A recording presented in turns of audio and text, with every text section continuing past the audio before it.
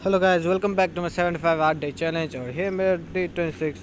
आज मैंने सोचा था डे से मतलब 75 आर्ट डेज को क्विट कर दूँ, पर फिर मैंने सोचा कि नहीं करते। सो मैंने फिर से स्टार्ट किया और ये मेरा 26 डे। और आज बहुत बिजी था। सो आज मैंने पहले सबसे ज़्यादा स्किपिंग करता हूँ और शाम को करता हूँ ये वर्कआउट। उसके बाद पुशअप्स करने के बाद मैं फिर से जॉगिंग करता हूँ। आज किधर भी जा नहीं पाया था। सो उसके बाद नकल पुशअप्स। उसके बाद मैं करता हूँ क्रोकोडाइल वर्क। उसके बाद मैं थोड़ा सा मारता हूँ एप्स का वर्कआउट, और वो भी रोलर के साथ। और उसके बाद मैं करता हूँ क्रंचेस। और क्रंचेस करने के बाद मैं करता हूँ प्लैंक करने के बाद मैं जाके करता हूँ डिप्स। और डिप्स करने के बाद आज मैं थोड़ा सा शैडो बॉक्सिंग भी प्रैक्टिस करता हूँ। उसके बाद मैं करता हूँ फुट स्टेप।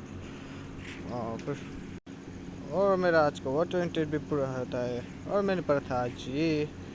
और ये है मेरा current physique. And thank you for watching guys.